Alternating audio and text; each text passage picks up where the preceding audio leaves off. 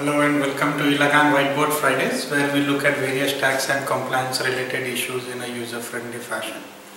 Today we will look at one new type of company which is being introduced by the new Companies Bill 2012. That is called one-person company. Now what is one-person company? So till now in India it was not possible to form a company with just one person. So the new Companies Bill has made it possible. Now you can actually open a company with just one shareholder and one director kind of thing. So earlier the only option for the entrepreneurs was to go as a sole proprietorship business, which was an unlimited liability kind of a form. So it was not a legal entity, it was everything as a personal or individual taxation. It didn't have a corporate status. Now OPC is actually a corporate vehicle and and only one person, so you did not have say either your parents or brother, wife or anybody acting as a dummy co-founder just to make a company. So that's the advantage, and that's how one person company has come in. It is already available in a lot of developed countries, but India has just introduced this. So that's what a one-person company is. But my question is, does it really matter for startups? So yes and no both. So actually if you look at the concept of one-person company, that means you should be a one-person company. So you cannot have multiple shareholders, you cannot have multiple directors and all those things. So that means if you are a startup who is trying to raise money from investors, then OPC is something which is not suitable for you, right? Because if you form an OPC, then any investor cannot come and invest because they cannot hold a share. It has to be a one-person company. It is yet to be seen whether the government allows the conversion of an OPC to a private limited company or not. But if it allows, it would be great. So you can actually start as an OPC, and then if you are raising investments or even if you are getting a technical co-founder, then you can actually convert it to a private limited company.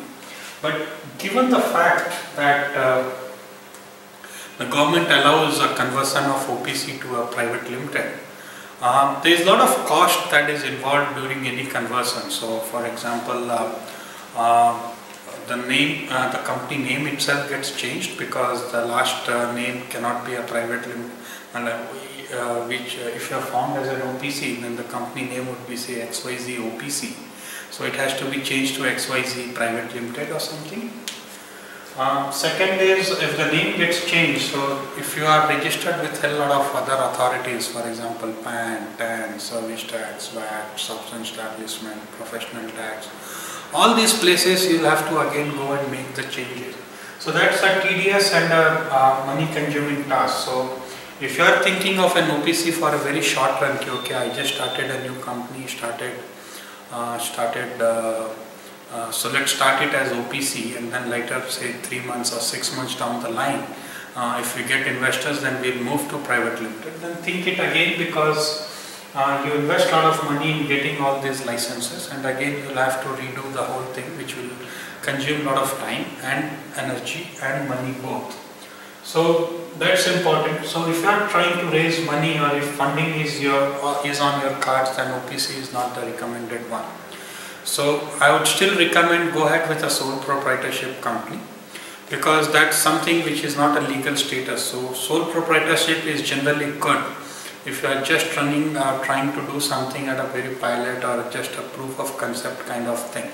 So if that's the intention, then go for proprietorship instead of a one-person company. And if proof of concept is not, you just think you are a single founder, and if you want to go ahead and just do it as a corporate business, never raise money or get any technical or any other kind of a co-founder, or if you don't want to give ESOPs to the employees. So these are the options. If these are what you are looking at, then OPC could be a right vehicle. So there are some plus, like now it is possible for you, just being a solopreneur, you can actually form a one-person company. But a lot of things is yet to be seen. One is conversion of OPC to another multi-shareholder, multi-director kind of thing, whether that is given a chance or not, and if yes, then what? Second disadvantage is the taxation. So OPC will now have a corporate tax rate which starts at 30%, and it will also have implications of minimum alternate tax and all, which a sole proprietorship currently does not have. So there, if your income is low, you still pay taxes at 10, 20 and then go to 30% level. So there are advantages. So it gives you a limited liability status, it gives you a corporate status, it gives you a registered entity status as an OPC. Whereas sole proprietorship does not give you any of these three, but taxes or the compliances that is needed for an OPC is much higher than a sole proprietorship, although it would be lower than a private limited and all. And if you are actually a promising startup and if you are planning to raise money, then OPC is not the one that you should be looking at.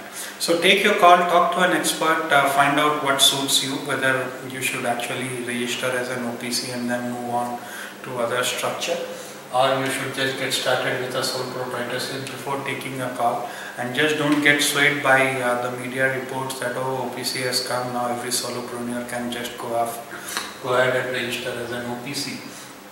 Certainly you can register, but look at both the short term and the long term picture before taking that call. That's it on eLagaan Whiteboard Friday today. Thanks for joining this. Please feel free to drop us an email at support@elagaan.com or check out our knowledge base at elagaan.com or LinkedIn. Thank you.